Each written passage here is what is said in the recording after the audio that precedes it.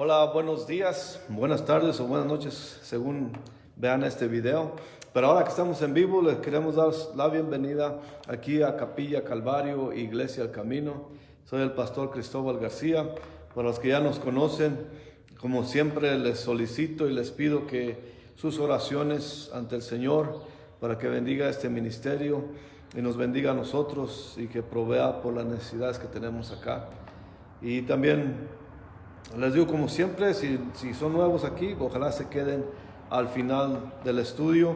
Hoy vamos a estudiar la primera de Pedro, capítulo 3, del versículo 8 al 12.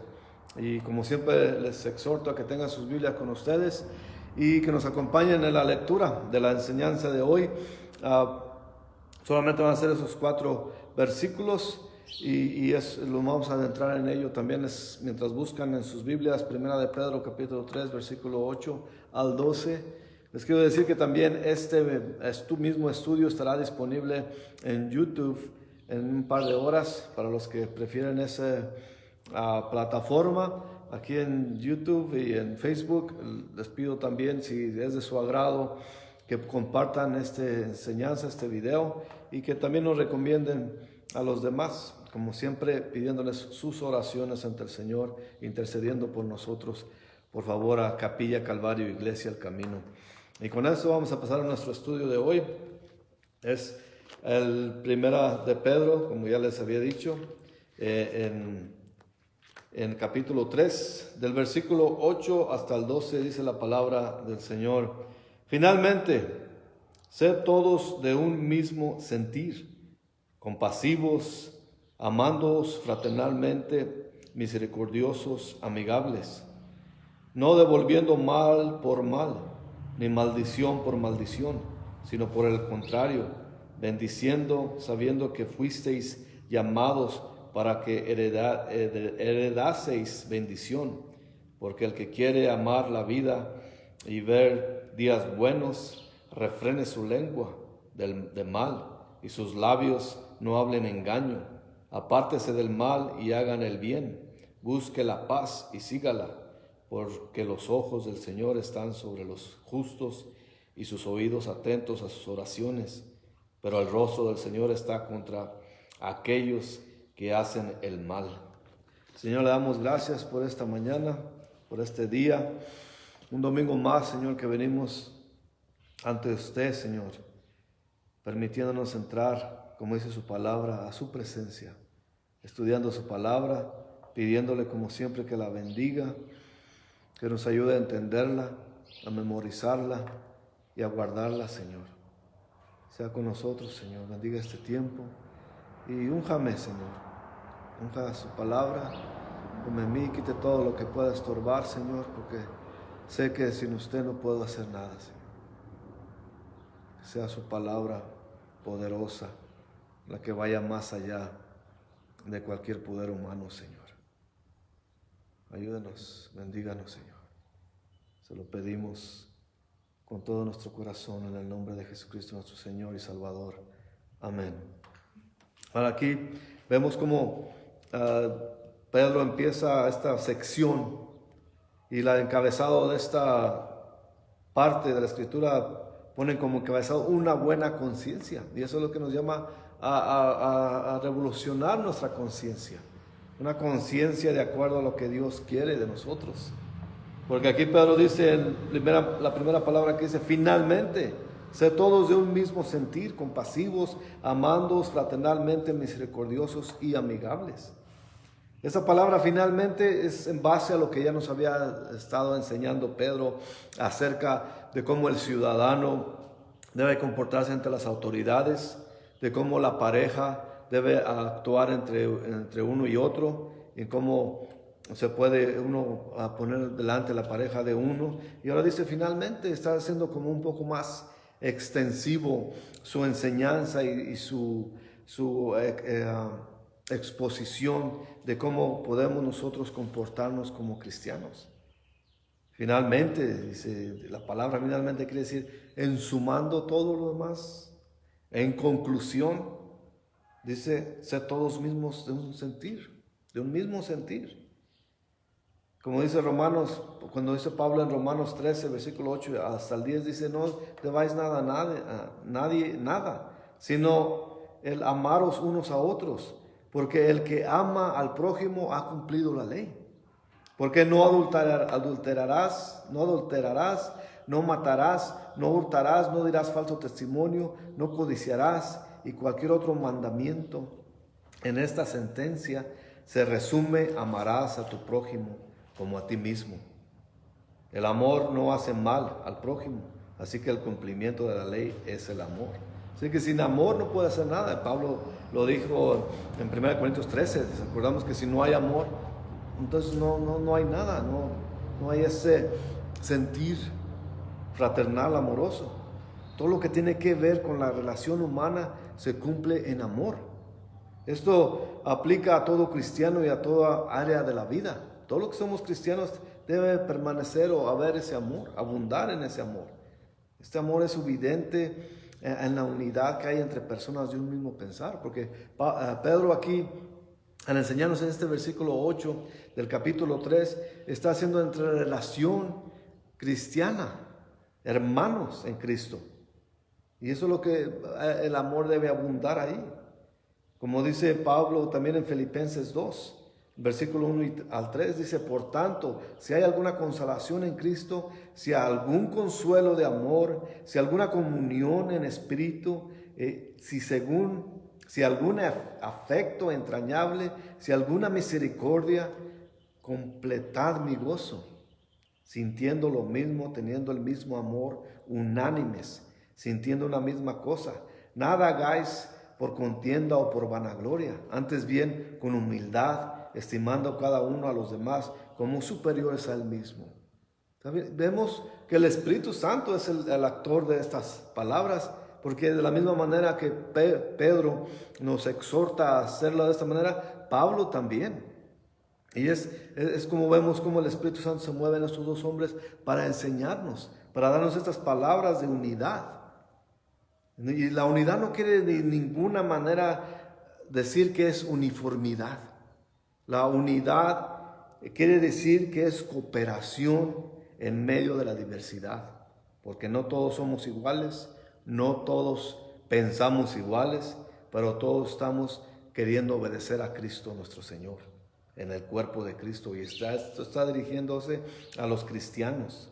Somos muy diferentes todos como personas, así que, pero lo que nos une no es que seamos diferentes, porque en otros casos hemos visto el cuerpo de la iglesia, los cristianos genuinos son en muchos lugares de diferentes razas, de diferente manera de vivir, de diferente manera de crecer, de diferentes comunidades, pero cuando llega uno a Cristo es lo mismo, es ese sentir. Somos diferentes, pero queremos hacer la voluntad del Señor.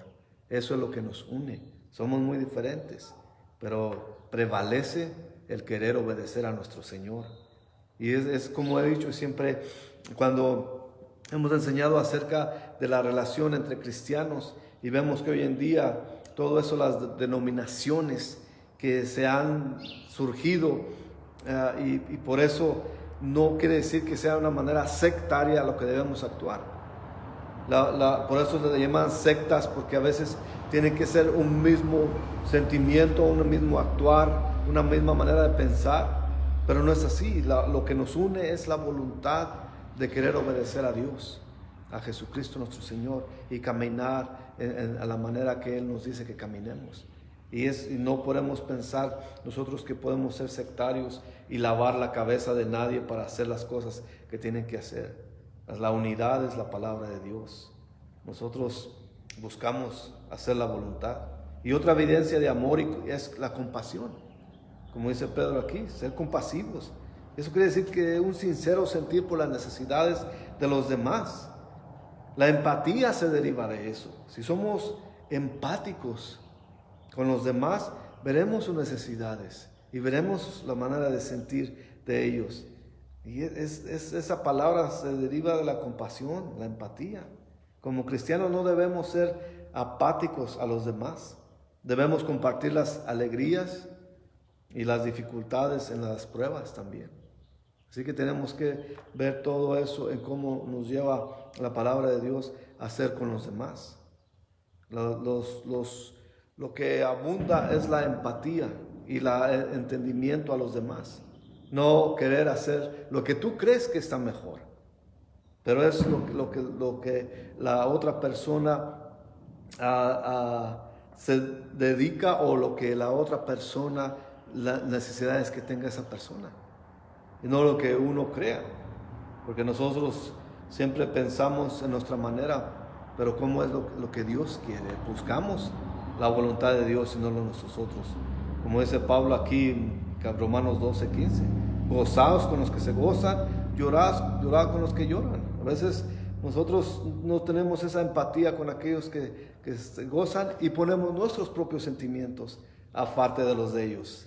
Y nosotros decimos, bueno, no te debes sentir así porque, pues, mira, yo me siento así. Es más sentir, llorar con ellos. A veces no se necesita decir nada, solamente estar ahí, presente, llorar con ellos. Y también en las alegrías, estar alegres con ellos. No se necesita hacer nada más a veces. La base de todo esto es el hecho de que somos hermanos, somos de la misma familia, tenemos al mismo Padre, y nuestro Padre nos comanda, nos dice que nos amemos. También Pedro menciona la palabra misericordiosos. En estos tiempos que vemos tanto pecado fuera y dentro de la iglesia misma, y las malas noticias nos hace duros, nos hace apáticos nuevamente a los sufrimientos de los demás. Y esas son faltas de sentimiento, pero tenemos que cultivar la compasión y mostrarla a los demás constantemente. Ser amigables y amables envuelve más que ser corteses. Ser de mente humilde, lo que debería, aquí es como se puede traducir en el idioma original con que escribieron en el griego. Ser mente humilde. Y esa es la buena traducción, porque después de todo la humildad es el fundamento de la cortesía. Porque ¿qué pasa cuando somos humildes? Ponemos a las necesidades de los otros adelante de las nuestras. Y eso es ser humilde. No es dictar, ni dictar lo que se debe hacer porque así pienso yo, sino ser humildes a las necesidades y a los sentimientos de los demás. Ese es ser la verdadera humildad. Ese es el fundamento de ser cortés, de ser amable, de ser humilde realmente. Poner siempre a las necesidades de los demás ante las necesidades de uno mismo. Eso es lo que manda la palabra de nuestro Señor. Yo siempre digo, poner a los demás por alto que lo tuyo mismo. Lo de ellos es más importante. Y a veces la gente piensa que la autoridad o la posición que Dios da, por ejemplo, a los pastores, el pastor siempre tiene que acomodarse con el estilo de Pablo, de ser, ya sea de ser libre o no tan libre, de sujetarse a la ley por el bien de los demás, según la gente que piensa. Y a veces eso puede llevar a la confusión de que el pastor se mueve de un lado para otro. Pero es la humildad del pastor, de estar ahí para las necesidades de los demás. Y las necesidades de los demás siempre llevan prioridad y más importancia. La cosa es que a veces al pastor no le dan el crédito, y lo digo por otros pastores que de veras sufren, que sufren ataques, que sufren afrentas, y la gente no sabe y piensa que el pastor está bien, pero a veces el pastor lo único que tiene que hacer, no tiene en quién apoyarse, y se apoya en Dios, que es más que suficiente. Con Dios recibe la calma, la paz, con Dios recibe la fortaleza y el apoyo que necesita. Pero el pastor siempre tiene que ser humilde y suficiente para las demandas y las necesidades de los demás. Y es lo que enfatiza Pedro aquí con la palabra de ser amigable y amable, de ser de mente humilde. El versículo 9, Pedro nos dice aquí, no devolviendo mal por mal, ni maldición por maldición, sino por el contrario, bendiciendo, sabiendo que fuisteis llamados para que heredaseis bendición. Vemos que primero en el versículo 8 Pedro nos dice que seamos amables que nos importen más los demás, que seamos amigables, que seamos bondadosos, humildes con los demás. Pero aquí va más allá de todo eso. Aquí nos dice que los cristianos no solamente amamos a nuestros hermanos, sino también amar a nuestros enemigos, porque es lo que manda el Señor. Los que estaban recibiendo esta carta originalmente, a quien se las enviaba a Pedro, pero recordando que también aplica para nosotros en este día, esos que recibían la carta estaban experimentando persecución personal por estar haciendo la voluntad de Dios. Pedro quería que supieran que la persecución a gran escala del gubernamental y legalmente venía, y tenían que estar preparados para eso. En estos días, como iglesia, nos debemos preparar porque tiempos difíciles están por venir. Porque ahorita sí la iglesia está siendo atacada, pero peor se pondrán las cosas. Y vendrán cosas peores. Como cristianos podemos vivir de uno a 3 niveles. Por ejemplo, podemos devolver mal por bien.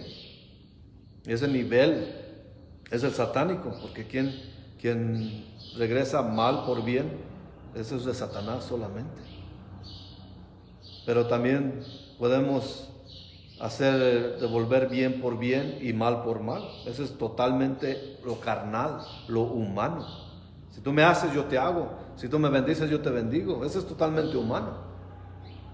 ¿Qué caso tiene, dice el Señor, bendecir a los que te bendicen? Pero podemos devolver bien por mal, y ese nivel es el nivel divino, el que manda el Señor. Nuestro Señor es el vivo ejemplo de esto. Él no nomás dijo hacerlo, pero Él mismo lo hizo y nos dio el ejemplo de regresar bien por mal. La ley que dice ojo por ojo y diente por diente, en Mateo 5, Jesús mismo lo dice, que esa es la base de la justicia, ojo por ojo y diente por diente. Pero nuestra manera de operar no es esa. Nosotros operamos en la base de la misericordia, porque de esa manera Dios nos trata a nosotros. Él es misericordioso con nosotros. Por eso nosotros debemos obrar de acuerdo a su ejemplo. Y nosotros no, sí a veces sentimos el devolver el mal por mal. Que este ya me ofendió, yo lo voy a ofender también. Que esa persona me hizo mal, yo le voy a hacer mal. Eso es totalmente humano. Pero cuando hacemos el bien por mal, estamos obedeciendo a nuestro Señor y estamos actuando de una manera divina, como Él nos manda. Entonces, si nosotros obedecemos a Dios más que a nuestros propios sentimientos, porque nosotros sentimientos tenemos carnales y sentimientos muy efusivos muchas veces. Y esos sentimientos nos llaman a querer vengarse o a querer pagar el mismo precio que nos han dado a nosotros. Si nos tratan mal, queremos buscar el mal para los demás. Pero Dios no es así. Dios nos trató a nosotros, estando perdidos, estando en el pecado, estando todos fallidos. Él nos mostró su misericordia a nosotros al morir en la cruz. Y por eso nos llama a Él a morir en la carne. Porque si no morimos en la carne, no somos capaces de mostrar misericordia a nadie. No somos capaces de obrar espiritualmente cuando estamos en la carne. La carne nos lleva, Pablo mismo reconoce, que muchas veces hacemos lo que no queremos, y lo que no queremos hacer lo hacemos, porque es la carne una batalla diaria contra la carne, la que nos lleva a pensar de esa manera. Pero que cuando viene el Espíritu sobre nosotros, entonces estamos de esa manera, podemos actuar como Dios nos manda, y tener misericordia, y tener amabilidad, y ser humildes. Sin el Señor no es nada de eso es posible. Por eso es la evidencia de Cristo en nosotros, que tengamos ese corazón de misericordia a pesar de las circunstancias. Porque esta no es una carta, podemos ver la positividad de Pedro, pero no, de ninguna manera está hablando de que todo va a estar suave, rico, feliz. No, está hablando de verdadera tribulación, de verdaderos ataques, está hablando de verdaderos sufrimiento. Esto se trata de sufrimiento, ¿no? Pero está hablando Pedro de una manera positiva. Y no habla de la manera positiva como los falsos maestros hablan. De que todo va a estar bien, toda alegría, dale al Señor y el Señor te dará 100 veces más de lo que des. Te va a hacer exitoso en la vida. No está hablando de eso. Está hablando de ser obediente a Dios aún en las malas circunstancias. Con positividad. Eso es lo que está hablando Pedro aquí. Y ojalá entendamos ese mensaje. La base de la misericordia es el amor a Dios. Si nosotros amamos a Dios, es porque Él nos trató de esa manera y nos amó a pesar de lo que somos. Continúa Pedro aquí en el versículo 10 de Primera de Pedro, capítulo 3. Porque el que quiere amar la vida y ver días buenos, refrene su lengua del mal y sus labios no hablen engaño. Primero que nada tenemos que amar la vida. Esto es un acto de voluntad. Una actitud de ver lo bueno en toda situación. Y es todo lo opuesto a lo que dice en Eclesiastes 2, versículo 17. Ahí dice, aborrecí por tanto la vida, porque la obra que se hace debajo del sol me era fastidiosa, por cuanto todo es vanidad y aflicción de espíritu. Vemos que Salomón, después de ser el más sabio, de ser el más exitoso, más rico del reino, se convirtió en un pesimista, porque su pecado tomó lugar en su vida. Por eso se pone pesimista él. Todos podemos tener la actitud de soportar la vida y hacer de ella una carga, porque sentimos que la vida es una carga. Tenemos esa actitud porque los problemas nos agobian.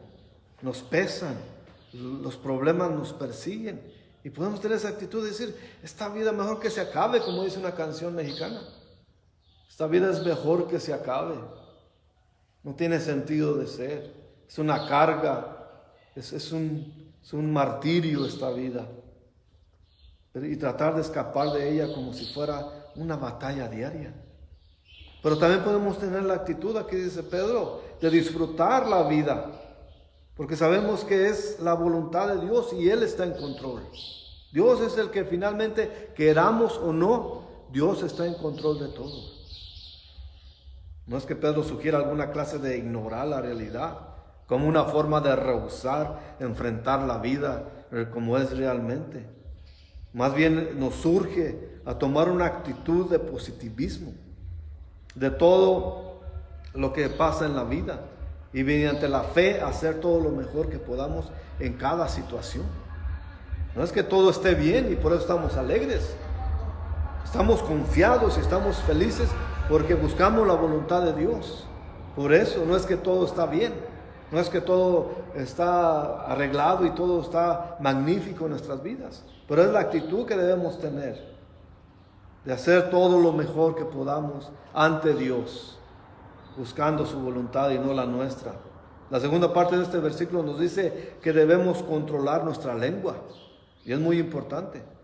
Y el Pedro nos lo dice, ¿Qué más enseñanza podemos tener de conocer nosotros la vida de Pedro? De saber cómo fue él, aun cuando caminaba con el Señor. Y él nos dice, guarda tu lengua. Él mismo nos dice, porque él tiene conciencia de eso. Sabemos que la vida de Pedro cambió totalmente cuando recibió la unción del Espíritu Santo. Esa es la gran diferencia. Caminando con el Espíritu Santo y caminando sin Él. Aún caminando con el Señor por 3 años, Pedro la regaba cuando hablaba. Y también nosotros tenemos esa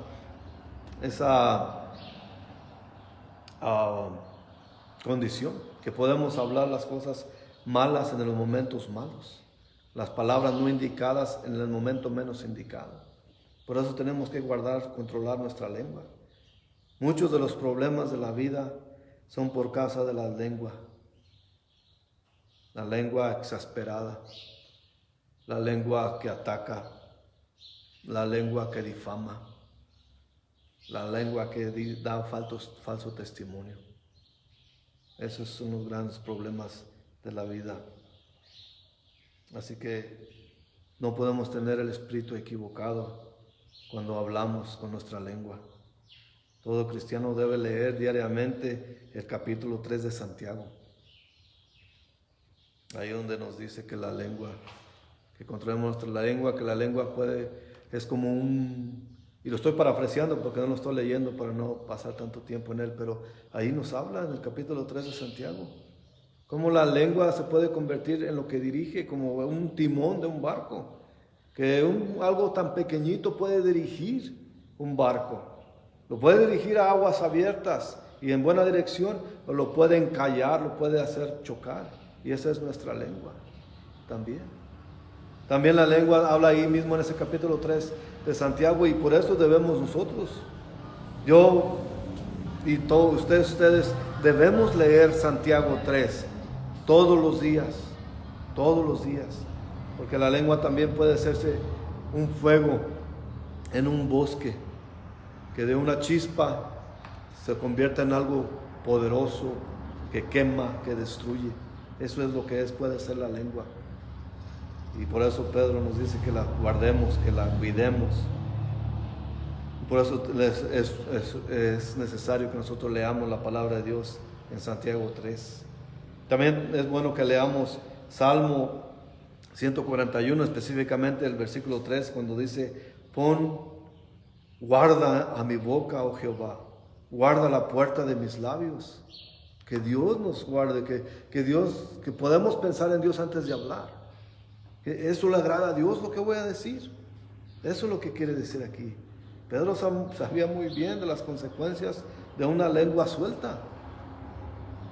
Así que por eso se dice, los dichos a veces salen por consecuencia, por una razón. En boca cerrada no entra mosca. Entre menos habla uno, menos la riega. Y a veces los callados podemos ser vistos como no me acuerdo la palabra, ¿cómo se dice? Como callados, reservados, no sociales, pero a veces es mejor no hablar, porque si hablamos la regamos. Y tenemos que poner ese filtro de Dios, de Jesús en nosotros antes de que nos salgan las palabras. Esto agradará a Dios. Que no hay lugar tampoco para la mentira en la vida de los santos, de los cristianos. Por eso nuestra lengua tiene que ser guardada, y por eso pedirle, como en el salmista en 141 versículo 3, que Dios guarde nuestra boca y que Jehová guarde la puerta de nuestros labios antes de que salga, que ponga su filtro el Señor. Y dice el versículo 11 también aquí de Primera de Pedro 3: apártese del mal y haga el bien, busque la paz y sígala. Apártese del mal, literalmente dar la espalda al pecado y evitarlo a como dé lugar. No solo porque es malo, sino porque uno lo tiene que aborrecer. Eso es lo que nos falta a nosotros, aborrecer el pecado. No es suficiente evitarlo porque está mal, pero debemos despreciarlo, aberrantemente alejarlo de nosotros, porque está mal ante Dios. Pero debemos despreciarlo porque debe haber un odio en nosotros al pecado, literalmente odiar al pecado. Y aparte de eso debemos buscar la paz, seguirla aferradamente, como dice en Mateo el Señor, en Mateo 5 versículo 9: bienaventurados los pacificadores, porque ellos serán llamados hijos de Dios. Entonces buscamos la paz. Todo el que busca problemas seguro que lo encontrará. No es fácil encontrar los problemas. Es fácil meternos en problemas, pero el que busca la paz también la puede encontrar. Esto de ninguna manera quiere decir que la paz a cualquier precio tampoco, porque la rectitud debe ser la base de la paz y la obediencia a Dios también. Y lo que estaba diciendo acerca de Santiago 3, vamos a leer parte de este capítulo. Santiago 3, versículo 13 al 18 dice: ¿quién es sabio y entendido entre vosotros? Muestre la buena conducta, sus obras en sabia mansedumbre. Pero si tenéis celos amargos y contención en vuestro corazón, no os jactéis ni mintáis contra la verdad, porque esta sabiduría no es la que desciende de lo alto, sino terrenal, animal y diabólica. Vemos que Santiago es muy recto y él habla directamente. Aparte de recto, es muy directo en la enseñanza. Y continúa Santiago aquí diciendo, porque donde hay celos y contención, allí hay una perturbación y toda obra perversa. Pero la sabiduría que es de lo alto es primeramente pura, después pacífica, amable, benigna, llena de misericordia y de buenos frutos, sin incertidumbre ni hipocresía. El fruto de justicia se siembra en paz para aquellos que hacen la paz. Y esto, por eso digo que debemos leer este capítulo 3 de Santiago diariamente para volver, para saber, para actuar. Lo que quiere decir aquí es que el cristiano ejercita moderación al relacionarse con los demás y no crea problemas por querer hacer lo que él quiere o ella quiere. Pablo dice en Romanos 12:18, si es posible en cuanto dependa de vosotros, estad en paz con todos los hombres. También es cierto, leyendo todo esto, también es cierto que algunas veces no es posible. Aunque busquemos arduamente la paz, muchas veces no viene de manera automática, aunque la busquemos. Porque no todos buscan darle honor y gloria a Dios. Por eso no hay paz. Por eso digo que no, la paz también hay que buscarla. Pero la paz no se debe encontrar a costa de todo. Porque hay mucha gente que no quiere paz. Mucha gente que no busca agradarle a Dios. Busca su conveniencia. Busca su propia manera de ser. Y no considera a Dios ni a su palabra en todo eso. Ya para concluir, aquí nos dice el versículo 12 del capítulo 3 de Primera de Pedro, porque los ojos del Señor están sobre los justos y sus oídos atentos a sus oraciones, pero el rostro del Señor está contra aquellos que hacen el mal. Pedro usa los ojos y oídos para recordarnos que Dios, claro que oídos y ojos del Señor imaginarios, porque sabemos que el Señor es Dios Padre, es un espíritu. Pero Él nos quiere recordar que Dios sabe todo acerca de los creyentes, espiritualmente. Y sabe de aquellos que están sufriendo, especialmente sufriendo. Y que Él escucha el clamor por ayuda y responde a ese clamor.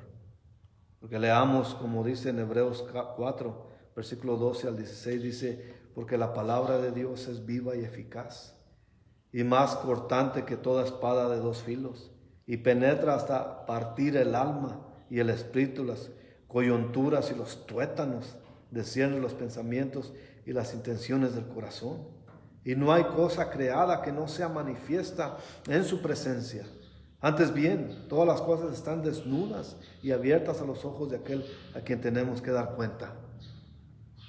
Por tanto, teniendo un gran sumo sacerdote que traspasó los cielos, Jesús, el Hijo de Dios, retengamos nuestra profesión, porque no tenemos a un sumo sacerdote que no pueda compadecerse de nuestras debilidades, sino uno que fue tentado y todo según nuestra semejanza, pero sin pecado.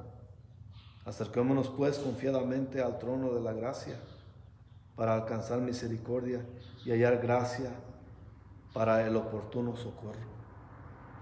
El Señor sabe todo y lo considera. Si está sufriendo injusticia, Él lo sabe. Pero podemos tener confianza en Él. Ahí demuestra nuestra fe en Él. En medio de la incertidumbre, en medio del sufrimiento, en medio de toda la injusticia, sabemos que Dios está sobre todo y para todo. Y Él tiene todo el control. Así que podemos ver que Dios está opuesto también aquí.